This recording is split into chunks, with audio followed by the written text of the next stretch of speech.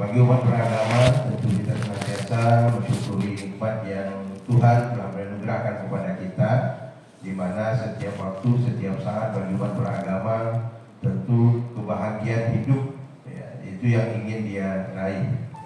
Maka dalam pembinaan ini tidak banyak yang mungkin ingin saya sampaikan, ada beberapa hal sesuai dengan arahan dari Dirjen, bahwa setiap agama itu harus melakukan atau pembinaan terhadap rumah tangga.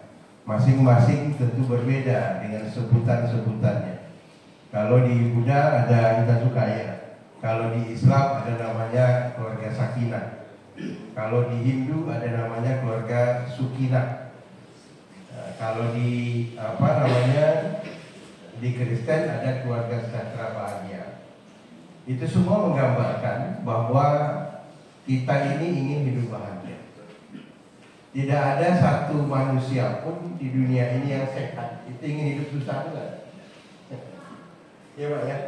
Nah, yang sehat saya katakan ya, yang sehat akal gitu ya. Tidak ada yang ingin hidup susah, enggak? Semua ingin hidup bahagia.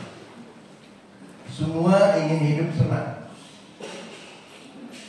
Maka salah satu yang membuat hidup kita bahagia ini adalah bagaimana kita mengelola kehidupan kita secara fisik dan psikis. Artinya disebut dengan jasmani dan rohani. Secara jasmani tentu kita memenuhi sandang, pangan, papan, semuanya. Bahkan kita kerja keras dari pagi sampai sore, bahkan sampai malam, untuk bagaimana memenuhi kebutuhan jasmani kita, ingin memberikan kebahagiaan kepada orang-orang yang kita cintai, yang kita sayangi.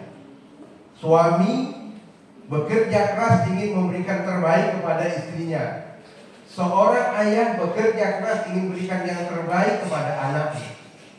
Demikian pula sebaliknya, seorang istri bekerja keras bagaimana dia bisa memberikan pelayanan terbaik kepada suaminya, kepada anaknya, kepada keluarganya, kaum kerabatnya, semuanya. Maka dalam memenuhi kebutuhan itu, kita terus senantiasa bekerja keras bagaimana kita bisa memenuhi ekonomi keluarga. Kita bisa memberikan tempat tinggal yang layak. Kita bisa memberikan makanan yang pantas, yang sehat kepada keluarga. Maka semua itu kita lakukan dengan kerja keras untuk memenuhi bagaimana kebutuhan jasmani kita. Ketika sakit kita berobat. Itu kan bagaimana kita menjaga tubuh kita ini supaya tetap sehat. Jadi semua agama mengajarkan agar tubuh ini dijaga dengan sebaik-baiknya, karena ini pemberian dan anugerah. Bahasanya itu pemberian. Karena kita lahirnya tidak pernah request. Ada yang request lahirnya dari saya ingin lahirnya dari ibu saya orang Belanda biar nanti saya ganteng. Enggak pernah minta. Kita terima jadi. Coba ya. Kita kan terima jadi, Pak. Kita terlahir dari orang suku Jawa, dari Cina, itu kan ketentuan. Tidak pernah request. Request dari mana? Enggak pernah kita minta. Tapi begitu kita terima janji, apa yang ada pada diri kita itu wajib kita jaga. Dan menjaga itu adalah memenuhi kebutuhan jasmani kita. Nah, ini yang saya kira perlu kita sampaikan kepada umat kita masing-masing, pada diri kita sendiri, pada keluarga kita sendiri, bahwa menjaga fisik ini adalah wajib. Dan tidak boleh fisik ini dirusak. Ya kan? Fisik ini tidak boleh jadi sakit ya. Atau menyakiti diri sendiri itu tidak boleh. Orang sakit dia sibuk untuk berobat. Bahkan fisik yang sehat itu dibuat sakit, itu gimana? Ya kan dilarang. Maka jasmani ya.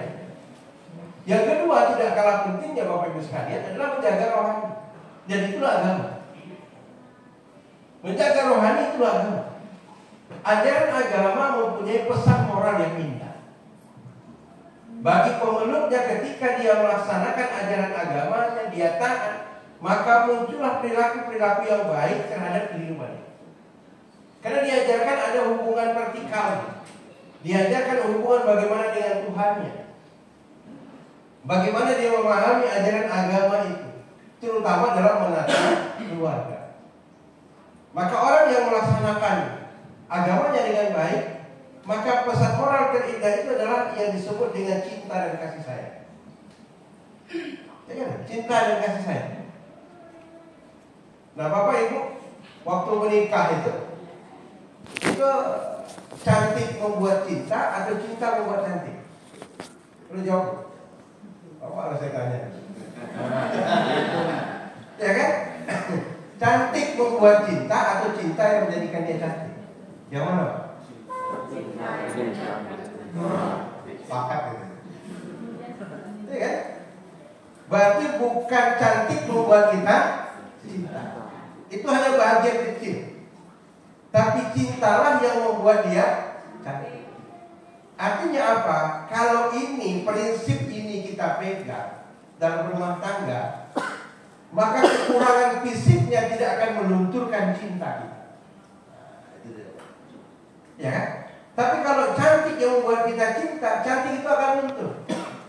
Pergeseran waktu dan masa, bertambahnya usia seseorang, maka tidak mungkin begitu bertambah usia dia semakin cantik tidak. Semakin kuatkah kita ini? Kita akan semakin melemah. Sejalan dengan pertumbuhan kita, sejalan dengan pertambahan usia kita, maka tubuh kita semakin melemah, bukan semakin kuat. Ya, Pak. Yang umur 60 tahun hari ini serasa umur 25 itu seleranya aja tuh. Betul Pak, itu seleranya itu. Coba diuji, tak ketangkut dia Pak. Betul Pak. Dulu umur 25 tahun masih mampu mengangkat beras 50 kilo. Umur 60 tahun coba kalau 60 kilo. Nah, 100 kilo mampu angkat. Usia 25 tahun. Sekarang usia 60 tahun jangan kan 100 kilo, 25 kilo bunyi pinggangnya. Ya. Jadi artinya Bapak Ibu sekalian, ternyata benar bahwa cinta itulah membuat dia cantik. Tidak akan melunturkan rasa kasih sayang kita kepada pasangan, walaupun usianya bertambah, walaupun rambutnya memutih, kulitnya sudah mulai kendur, berkerut. Tapi rasa cinta tidak akan pernah luntur, karena cinta itu bukan cantik itu membuat cinta, tetapi cinta itu membuat cantik karena tanaman rasa kasih sayang dan cinta pasangan kita setiap saat, setiap waktu kita pandang dia tetap cantik. Makanya kata orang jangan nikah sama wanita manis. Nah, habis manis tinggal ditambah. Tentu tidak begitu ya. Jadi santai aja Bapak Ibu, sama saya mah gitu aja. Dan nggak perlu dikatakan mana. Jadi artinya bagaimana kita memupuk rasa cinta dan kasih sayang itu dalam rumah tangga. Kita lihat orang-orang tua kita, ya, orang tua kita itu di hari tuanya, gitu ya, di umur 70 tahun dia tetap mesra, gitu. Tetap sangat memperhatikan antara satu dengan yang lain. Itulah yang dinamakan dengan kasih sayang. Itu dinamakan dengan cinta dan kasih sayang. Tidak berlandaskan nafsu lagi, tidak berlandaskan kehendak fisik semata, tetapi lebih kepada rasa cinta dan kasih sayang, sehingga takut kehilangan pasangan di usia senja. Dan itu ditanamkan, Bapak sekalian, tentu adalah bagaimana pengamalan agama dalam kehidupan. Di agama ini kalau diamalkan dalam kehidupan kita ini, maka akan muncul rasa kasih sayang dan cinta. Maka sering saya katakan orang yang kalau mau menghabisi orang lain sama-sama makhluk Tuhan ini, itu memang lebih kejam daripada binatang itu. Saya katakan ini, karena agama satu tidak ada mengajarkan begitu. Karena yang agama mengajarkan siapapun dia harus kasih sayang, apalagi dalam keluarga. Itu orang utama. Orang paling utama yang harus kita lindungi. Dan begitu juga dengan kehidupan sosial kita ke masyarakat. Memang ketika cinta itu muncul, kehidupan kita akan enak. Kita tidak ada musuh. Kita tidak ada orang yang membenci kita, karena kita tidak pernah menanamkan rasa benci kepada orang lain. Siapa yang hidup saya begitu? Menurut saya katakan, saya tidak pernah memandang mau suku, mau agama, mau apapun yang namanya dia manusia, jangan ke manusia, Pak ya, binatang aja kita sayang, ya apalagi manusia. Harus ada muncul rasa empati, rasa kasih kalau dia susah. Harus jadi perhatian kita. Jangan melihat dia suku apa, agama apa. Kalau masing-masing bisa kita tanamkan dalam kehidupan kita, hidup kita ini enggak. Hidup kita nyaman. Ditambah lagi kita bisa membantu orang lain. Nah, ini dia.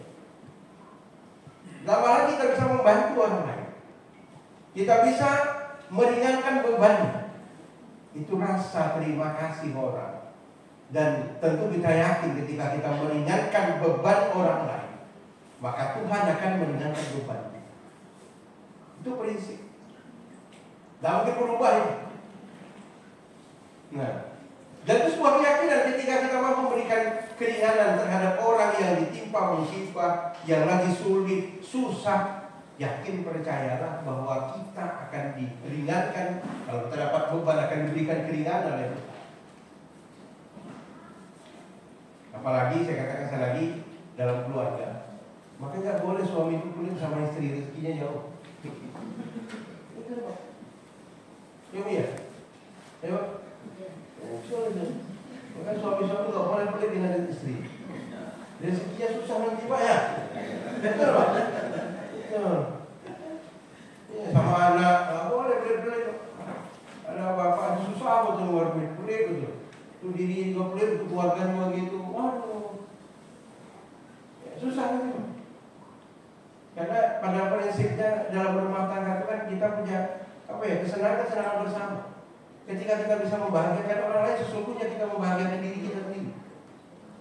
Iya, bahagia istri itu bapak, itu bahagia kita. Ya, coba ya kalau dia pening, coba kalau dia susah kita Pak. Tidur di belakangnya kita lagi kan. Tidur di luar lagi kan. Sempat bantar keluar, tidur kalau di sofa kan gitu. Kan susah. Jadi makanya ajarkan kita ini mengajarkan agama itu jangan pelit-pelit sama keluarga. Bahagiakan dia, maka bahagia dia. Maka saya katakan sesungguhnya, saya ulang sekali lagi, kita membahagiakan istri dan keluarga, pada sesungguhnya membahagiakan diri kita sendiri. Kalau mereka susah, kita lebih susah. Kan gitu. Jadi itu Bapak Ibu sekalian. Nah yang tiga yang saya sampaikan, saya banyak-banyak. Pandai mengelola konflik dalam rumah tangga. Nah, jangan sedikit-sedikit belum apa-apa lah nggak bisa. Jangan sedikit-sedikit nggak bisa. Ya kan? Nah, tinggal begitu aja, tak balik-balik bertahun-tahun. Rimbanya nggak tahu kemana. Nanti agama mengajarkan bagaimana kita mengelola konflik dalam rumah tangga. Dan kita yakin bahwa menyatukan dua orang yang berbeda ini tidak mudah. Memahami pasangan itu tidak mudah. Makanya saya katakan tadi, saya ceramah gini, saya ngomong gini susah juga nih, karena ada obat tua soalnya. Tapi tidak apa-apa lah, narasumber nanti ngasihkan kepada yang lain, ya. Menyampaikan yang lain. Karena ini apa mengajar ikan berenang, Bapak. Mengajar ikan berenang. Iya, susah. Kayak gitu. Jadi mengelola konflik, misalnya.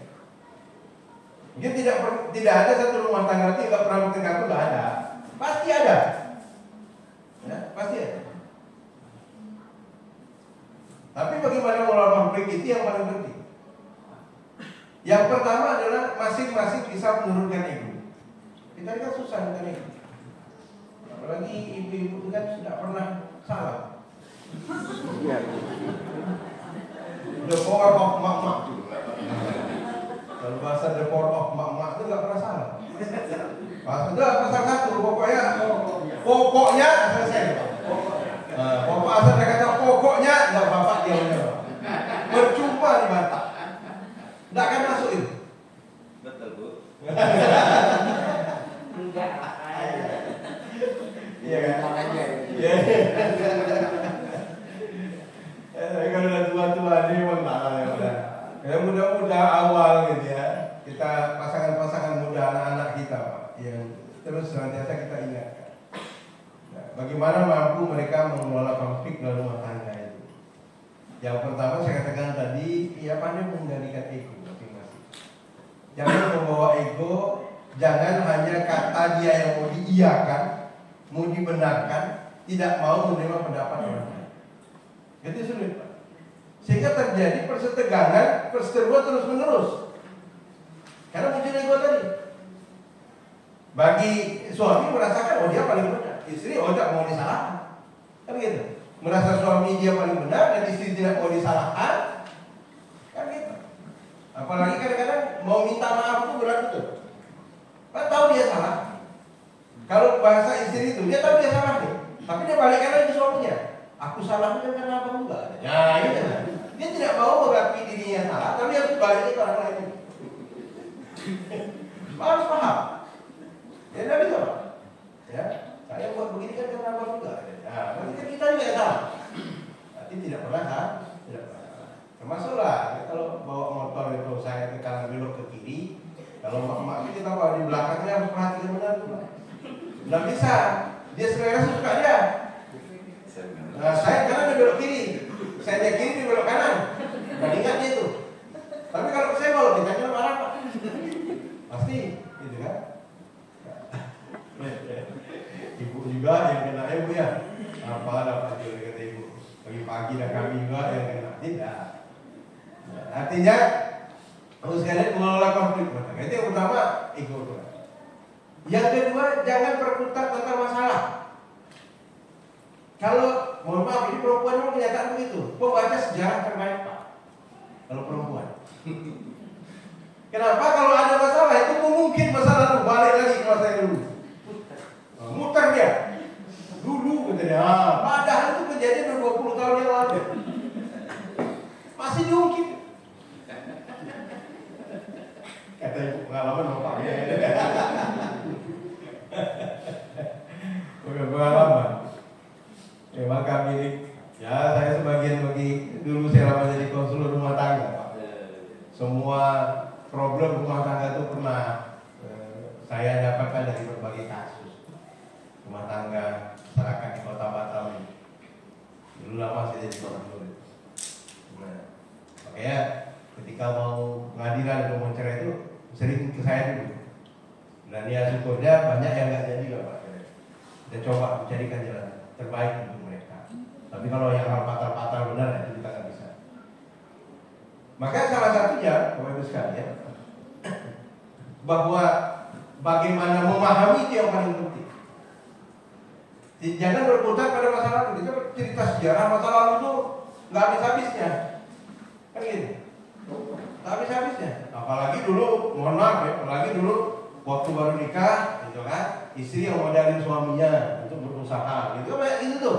Atau dari keluarganya. Itu jangan diungkit, itu sakit Bu, kalau diungkit itu. Benar. Itu saya banyak ada kasus begitu Pak. Jadi suami itu merasa apa? Dihina gitu. Bahwa harga dirinya betul-betul merasa terhina. Nah dia pergi ke rumah itu, nggak mau pulang-pulang dulu. Karena itu tadi diungkit, merasa dirinya dihinakan.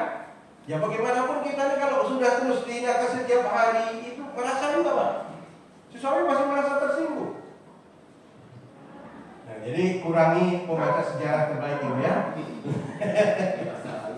Masa lalu biarlah tinggal masa lalu. Tataplah masa depan kan gitu ya Pak Rudi.